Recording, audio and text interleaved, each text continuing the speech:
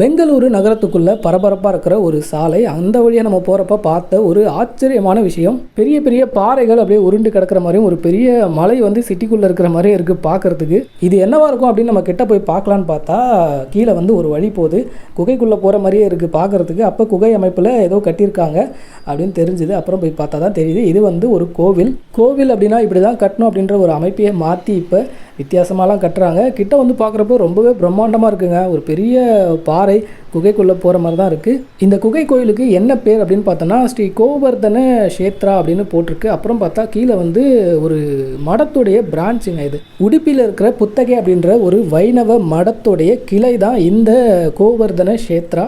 ரொம்பவே வித்தியாசமாக கட்டப்பட்டிருக்கிற இந்த குகை மடத்துக்குள்ளே என்னதான் இருக்குது அப்படின்னு நம்மளும் உள்ளே போய் பார்த்துட்டு வந்துடுவோம்.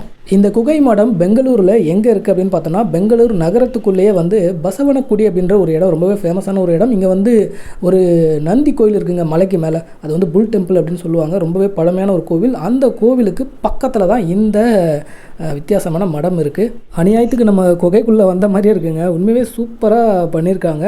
இது பார்க்குறதுக்கு ஒரு ரியல் பாறை எப்படி இருக்குமோ அதே மாதிரி தான் இருக்குது. இது செட்டு தான் இது, ஆனால் வந்து அதை ஒரு குவாலிட்டியாக செஞ்சுருக்காங்க. இங்கே பாருங்களேன், இது வந்து சேவாலயா, அதாவது என்கொயரி ரிசப்ஷன் மாதிரி. என்ட்ரி இந்த பக்கம் போட்டிருக்காங்க, அங்கே ஒரு சேவாலயம் இருக்குது இந்த பக்கம் போகிற வழி. அந்த என்ட்ரன்ஸ்லேயே பார்த்தேன், செம்மையாக இருந்தது. பாறை மாதிரி பெரிய பாறையெல்லாம் இருந்தது. நம்ம வந்த வழி இது தான். இப்போ இதுக்குள்ளே போனால் அந்த மடத்துடைய சென்டர் பாயிண்ட்டுக்கு போயிடலாம். இந்த இடம் எப்படி இருக்குது பாருங்கள், ரொம்ப குறுகலாக இருக்குங்க, சின்னதாக இருக்குது. உண்மையாகவே குழந்தைங்கள்லாம் கூப்பிட்டு வந்தால் சூப்பராகவே இருக்கும். நான் ரொம்ப அமைதியாக இருக்குது. போக போக இங்கே வந்து கிருஷ்ணர் தெரிகிறாரு. உள்ளே வந்தவொடனே ரொம்ப அமைதியாக தியானம் செய்கிற ஒரு குகை மாதிரியே இதை வந்து உருவாக்கியிருக்காங்க. அங்கேயும் உட்காந்து நிறைய பேர் தியானம் பண்ணிகிட்டு இருக்காங்க. இந்த நடு குகையும் இந்த நடு குகையை சுற்றி இருக்கிற சுவரில் இருக்கிற அந்த சிற்பங்கள் அப்படியே ஒரு பாறையும் அந்த பாறையில் செதுக்கி வச்ச மாதிரியே இருக்குது. இங்கே வந்து கிருஷ்ணர் இருக்கார் பாருங்கள். கோவர்தன மலையை வந்து ஒரு சுண்டு விரலில் தூக்கிட்டு மக்களை காப்பாற்றுற ஒரு கிருஷ்ணர் இங்கே இருக்கார். அடுத்ததாக இந்த குகையோடைய சுற்றுச்சுவரில் இருக்கிற வேலைப்பாடுகள் பார்க்கவே அவ்வளோ அற்புதமாக நேச்சராக இருக்குங்க. ஒரு குகைக்குள்ளே வந்த மாதிரியே இருக்குது. இது வந்து ஓவியமாக சிற்பமாக அப்படின்னு நமக்கு தெரியல, ஆனால் அவ்வளோ அழகாக தத்ரூபமாக கிருஷ்ணருடைய புராண நிகழ்வுகளை ரொம்ப அழகாக தத்ரூபமாக செஞ்சுருக்காங்க. இங்கே வந்து யசோதை, அங்கே கிருஷ்ணர் வந்து தூணுக்கு பின்னாடி ஒளிஞ்சிருக்காரு அந்த வெண்ணையை திருடிட்டு. இந்த குகையுடைய அமைப்பே வந்து ஒரு தியான மண்டப அமைப்பில் தான் கட்டியிருக்காங்க. நடுவில் கோவர்தன மலையை தூக்கிட்டு கிருஷ்ணர் இருக்கார். சுற்றியும் 4 பக்கமும் பெரிய பெரிய இடங்கள் விட்டுருக்காங்க. நம்மளும் அந்த இடத்துல தான் நிற்கிறோம். கிருஷ்ணரை சுற்றி எல்லாருமே தியானம் செய்கிற மாதிரி இதை அமைச்சிருக்காங்க. இந்த பக்கம் இருக்கிற சுவரில் இருக்கிற அழகான வேலைப்பாடுகளை பாருங்களேன். இவங்க குகை மாதிரி ஒரு அமைப்பை உருவாக்கியிருக்காங்க. அதை விட அதில் இருக்கிற இந்த லைட்டிங் தாங்க செம்மையாக இருக்குது. உண்மையாகவே வேறு லெவல். இது வந்து அந்த அவங்க செஞ்சுருக்க அந்த வேலைப்பாடுகளுக்கு தனியாக அந்த ஃபோக்கஸ் பண்ணி லைட் போட்டிருக்கிறது அவ்வளோ அழகாக இருக்குது. உண்மையாகவே ஒரு குகைக்குள்ளே போனால் எப்படி ஒரு ஈரப்பதத்தோடு அந்த சுவர் இருக்குமோ அந்த மாதிரி இது சிற்பம் மாதிரி நமக்கு தெரியுது. புடைப்பு சிற்பம் மாதிரி தெரியுது பார்க்குறதுக்கு. இந்த இடத்துல பாருங்களேன், அந்த லாஸ்ட்டில் வந்து அந்த பாறையிலேருந்து வேர் இறங்கி வந்தால் எப்படி இருக்கும் அந்த மாதிரி ஒரு அமைப்பு கூட பண்ணியிருக்காங்க. ரொம்ப அழகாக இருக்குங்க, பார்த்துக்கிட்டே இருக்கலாம் போல் இருக்குது. இந்த குகையை அப்படியே சுற்றி பாருங்கள். பார்த்துட்டு நம்ம வெளியே போவோம். வெளியே போகிற வழி அப்படியே குறுகலாக தான் இருந்தது, ஆனால் 2-3 இடம் பிரிஞ்சு போச்சு. நான் வந்து மேலே வந்து குருகுலம் ஒன்று இருக்குது, அதுக்கு போயிட்டேன். அங்கே அனுமதி கிடையாது, ஆனால் அந்த இடத்துக்கு நான் போய் அதெல்லாம் அப்படியே வீடியோ எடுத்துகிட்டு கீழே வந்தால் 2 மாடு வேறு இருந்தது, பசு இருந்தது. அது வந்து அது என்னது, நம்ம கோச்சாலை மாதிரி ரொம்ப அழகாக உள்ளே வச்சுருக்காங்க. நம்ம தெலுங்கானாவில் இருக்கிற சுரேந்திரபுரி பார்த்தோம் பாருங்கள், நம்ம தான் தமிழ்லேயே ஃபஸ்ட்டு போட்டோம் அந்த சுரேந்திரபுரியை. அதில் பார்க்குற மாதிரியே இருக்குது இந்த கிருஷ்ணருடைய லீலைகள், அதாவது அவருடைய அந்த புராண கதைகளில் வர நிகழ்வுகள்.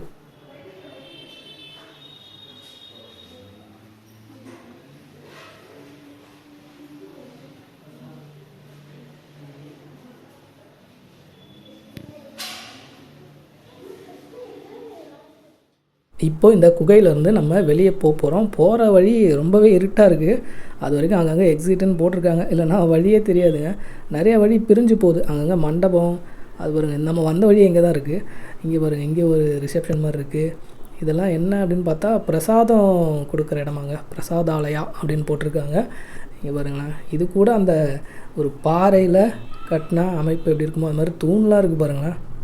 சூப்பராக இருக்குங்க. இங்கே ஏதோ போட்டிருக்காங்க சுகுண்ணா. இங்கே பாருங்களேன், அது கதவு கூட கல்லுலேயே செஞ்ச மாதிரி இருக்குது கதவு கூட. இந்த பக்கமும் போகலாம். இது ஒரு குருகுலம் மாதிரி தான் இருக்குது. இங்கே அந்த முனிவர் உட்கார்வார் அது மாதிரி. இந்த பக்கம் பாருங்கள், ஒரு கதவு பாருங்கள், செம்மையாக இருக்குல்ல. இது வந்து இந்த கதவு பார்த்திங்களா, சின்ன கதவு. இது கூட அப்படியே பாறைப்பா வெயிட்டாக இருக்குது, நகர்த்தவே முடியல. ஆனால் களிமண்ணில் செஞ்சுருப்பாங்கன்னு நினைக்கிறேன். நம்ம இந்த பக்கமாக சுற்றிக்கிட்டு தான் வெளியே போகணும். எக்ஸிட்டுன்னு போட்டிருக்கு. இந்த பக்கம் ஒரு வழி போகுது. ஸ்ரீ புத்தகே சுகுணா ஸ்கூலா? இதுக்கு மேலே ஒரு வழி போகுதுங்க. ஆனால் இதுக்கெலாம் அனுமதி இருக்கான்னு தெரியலப்பா. குகை மாதிரியே கட்டி வச்சுருக்காங்கப்பா. அது வேறு ஒரே ஒரு லைட்டை போட்டு வச்சுருக்காங்க. மேலே போய் அப்படியே பார்ப்போம். இது வந்து ஒரு ஸ்கூல் மாதிரிங்க, அதாவது குருகுலம் மாதிரி. அந்த ஒரு மடத்தில் குரு உட்காந்து சீடர்களுக்கெல்லாம் வந்து உபதேசம் பண்ணுவார் பாருங்கள், அந்த மாதிரி ஒரு அமைப்பில் கட்டியிருக்காங்க. அப்பா, ப்ளூ கலர் லைட்டு, இந்த இடம் லைட்டிங்லாம் மாறுது. உண்மையாகவே நல்லா இருக்குங்க. இங்கெல்லாம் உட்காந்து படித்தா நல்லா தான் இருக்கும். இங்கே தான் குரு உட்காருவார் போல இருக்குது.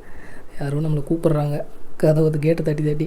இந்த இடம் வந்து நாட் அலவுட், யாரும் போகக்கூடாது. நம்ம அப்படியே சும்மா வந்து வீடியோ எடுத்தாச்சு. அவர் வந்து ஒருத்தர் இறக்கி விட்டார், வாட்ச்மேனு. இங்கே தான் நம்ம எக்ஸிட் ஆகிற வழியில். இது பாருங்க, மேலெலாம் லைட்டிங்லாம் சூப்பருங்க, செம்மையாக பண்ணியிருக்காங்க.